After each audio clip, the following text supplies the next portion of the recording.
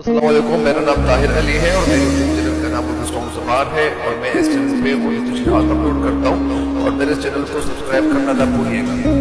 بسم اللہ الرحمن الرحیم۔ السلام علیکم ڈیئر اسٹوڈنٹس، امید ہے آپ لوگ ٹھیک ہوں گے اور آپ لوگوں کی زندگی خوشیوں کے ساتھ گزری ہوگی۔ تو آپ لوگوں کے لیے چلتا ہوں شعر نمبر 5 یعنی آخر شعر کی تشریح کی طرف۔ شعر نمبر 5 کیا ہے؟ شعر نمبر 5 یہی ہے کہ عادت ہی بنا لی ہے تم نے، عادت ہی بنا لی ہے تم نے تو منیر اپنی، عادت ہی بنا لی ہے تم نے تو منیر اپنی، جس شہر میں بھی رہنا اکتائے ہوئے رہنا۔ اس شعر میں جو مشکل لفظ ہیں یا نیو لفظ ہیں یا نئے لفظ ہیں تو وہ کیا ہے؟ وہ یہ ہے کہ عادت ہی بنا لی ہے۔ عادت بنا لینا مطلب ہی نہیں، عادت اپنا لینا۔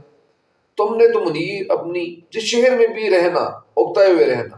تو اکتائے ہوئے رہنے کا مطلب ہے یعنی بیزار رہنا، خفا رہنا، یا کسی چیز سے دل بھر جانا، کسی چیز سے دل بھر جانا۔ اس شعر کا جو مفہوم ہے، مفہوم کیا ہے؟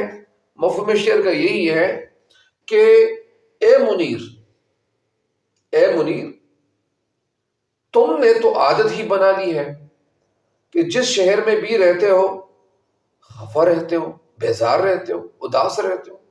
آخر وجہ کیا ہے کہ تم نے تو عادت ہی بنا لی ہے، تمہاری عادت سے اس طرح ہو گئی ہے۔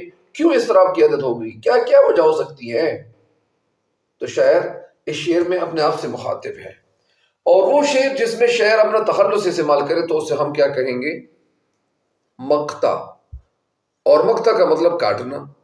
تو یہ اصل میں اس غزل کے اس شعر کی وجہ سے یعنی اس غزل کو کاٹا جاتا ہے، اس کا خاتمہ ہو رہا ہوتا ہے۔ اور اگر شاعر اپنا تخلص استعمال نہ کرے تو ہم اس غزل یا آخری یا قصیدے کے آخری شعر کو ہم آخری شعر ہی کہیں گے۔ بہرحال اس شعر میں شاعر منیر نیازی خود سے مخاطب ہو کر کہتے ہیں کہ اے منیر، تم نے تو اب یہی عادت اپنا لی ہے کہ جس شہر میں رہتے ہو، کہ جس شہر میں بھی رہتے ہو اکتائے اکتائے، اداس سے رہتے ہو۔ کسی بھی شہر میں خوش نہیں رہتے۔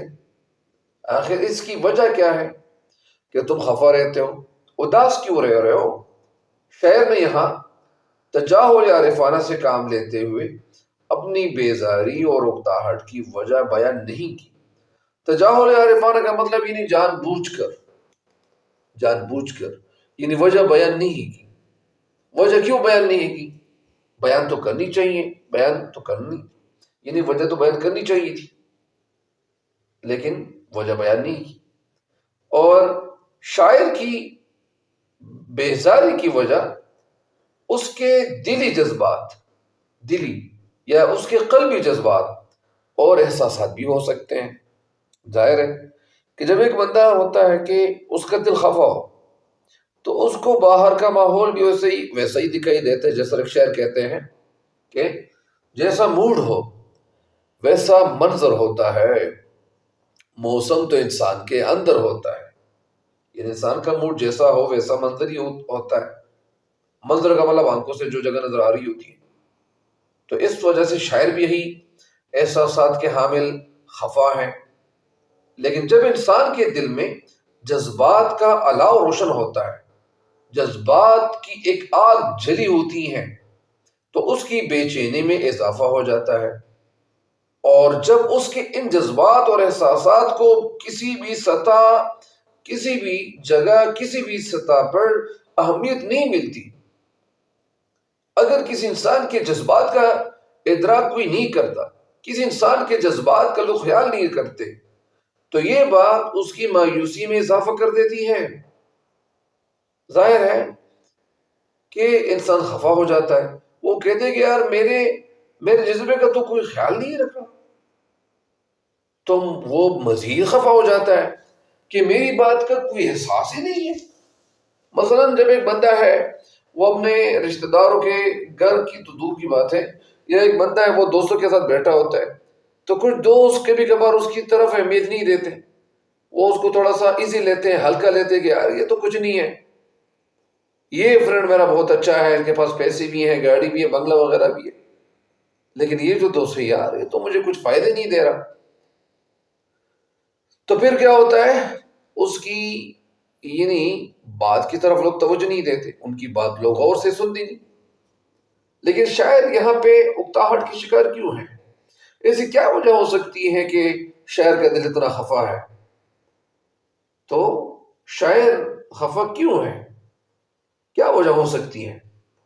تو میں آپ کو بتاتا جا رہا تھا کہ جب انسان کے دل میں یعنی انسان کے جذبات کا خیال نہیں رکھا جاتا تو وہ مزید بگڑ جاتا ہے، وہ خفا ہو جاتا ہے، اس کی بے چینی میں اضافہ ہوتا ہے.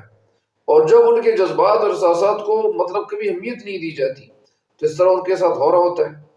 اور پھر جب ان کی اہمیت کی طرف لوگ توجہ نہیں دیتے تو پھر وہ انسان رفتہ رفتہ یعنی مستقل اکتاہٹ اور بیزاری کا باعث بن جاتی ہے.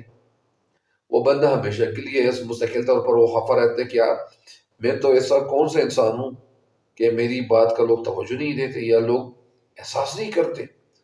اور یہ بات اصل میں یہ ایک انسانی فطرت بھی ہے کہ جب انسان کا دل اداس ہوتا ہے تو باہر کی خوشیاں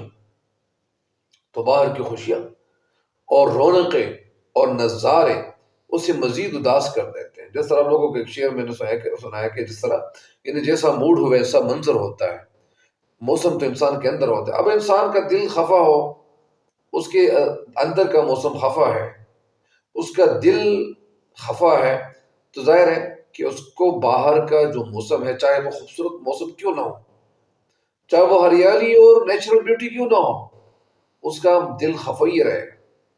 اور اسے دوسروں کی خوشیاں دیکھ کر پھر یہ بھی ہو جاتا ہے کہ انسان خوبصورت جگہوں کی طرف دیکھ کر جا کر اس کی اداسی میں مزید اضافہ کرتے ہیں اور اسے دوسروں کی خوشیاں دیکھ کر اطاعت ہونے لگتی ہیں. جس طرح ایک شاعر کہتے ہیں کہ ہو لاکھ کوئی شور مچاتا ہوا موسم، ہو لاکھ کوئی شور مچاتا ہوا موسم، دل چپ ہو تو باہر کی فضا دل چپ ہو تو باہر کی فضا کچھ نہیں کہتی. یعنی ہو لاکھ کوئی شور مچاتا ہوا موسم، دل چپ ہو تو باہر کی فضا کچھ نہیں کہتی. دوسری وجہ یہ بھی ہو سکتی ہے کہ شہر کے لوگ شہر کے مزاج کے مطابق نہیں ہیں اور وہ بے حسی، خود غرضی اور مفاد پرست لوگ ہیں، یا وہ بے حسی اور خود غرضی میں مبتلا ہیں اور وہ ان کا احساس کر نہیں رہے. اس لیے شاعر ان کے درمیان میں رہتے ہوئے بھی خود کو تنہا محسوس کریں گے، اور اس طرح لوگ کرتے بھی ہیں. اصل میں ایک بات یہ ہوتی ہے کہ مثال کے طور پر ایک بندہ ہے، وہ ایجوکیٹڈ ہے، اور راؤنڈ اباؤٹ وہ لوگ ہیں کہ وہ ایجوکیٹڈ تو ہیں لیکن اتنے ایجوکیٹڈ نہیں ہیں، وہ اصل تعلیم یافتہ نہیں ہیں. پھر وہ لوگ ان کو توجہ نہیں دیتے، وہ لوگ ان کی باتوں میں تمسخر کا اظہار کرتے ہیں. تمسخر مطلب ہنسی لگاتے ہیں یا ہنستے ہیں. وہ کہتے ہیں یار یہ آئے کہاں سے ہمیں سمجھانے کے لیے، یار یہ سنیں نا ان کی یہ باتیں ہیں، یار یہ تو کچھ نہیں ہے ہمیں سمجھا رہے. تو جب لوگوں کو پتہ چلتا ہے، اس بندے کو پتہ چلتا ہے کہ یہ لوگ تو میرا مذاق بنا رہے، میرا مذاق اڑا رہے، تو ایسی جگہ پہ انسان کو بات نہیں کرنی چاہیے جہاں پہ انسان کی قدر و قیمت نہ ہو. انسان کو ایسی جگہ پہ بات کرنی چاہیے کہ جب ان کی بات کی اہمیت ہو، اور جب ایک انسان کو پتہ چل جائے کہ میری بات کی اہمیت نہیں ہے تو لہٰذا اس جگہ کو چھوڑ کر جانا چاہیے.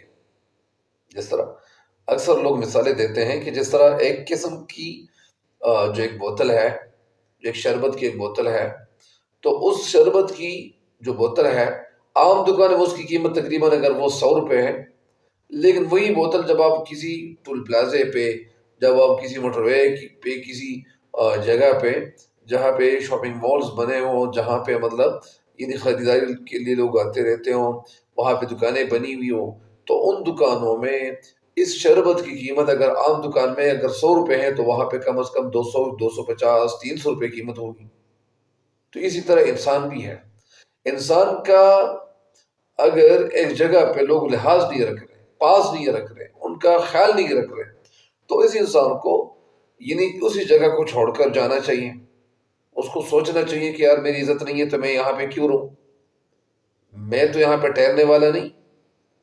تو اسی وجہ سے انسان کو ایسی جگہ پہ جانا چاہیے جہاں پہ ان کی عزت کی جاتی ہو، جہاں پہ ان کا خیال رکھا جا رہا ہو، جہاں پہ ان کے دل کے ساتھ نہیں کھیلا جا رہا ہو.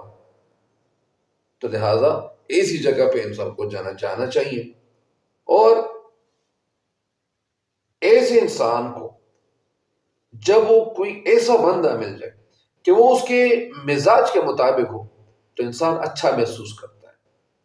اور اس کے ہم مزاج لوگ جب نہیں ملیں گے، ان کے مزاج کے مطابق لوگ نہیں ملیں گے، تو جس کی وجہ سے اس کی مایوسی اور بیزاری میں مسلسل اضافہ ہوتا رہتا ہے.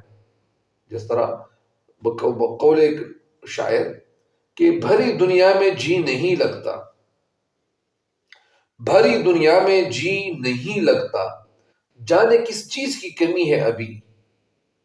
مطلب یعنی جو دنیا بھری ہوئی ہے، اس بھری ہوئی دنیا میں میرا دل نہیں لگتا، نہ جانے کس چیز کی کمی ہے ابھی.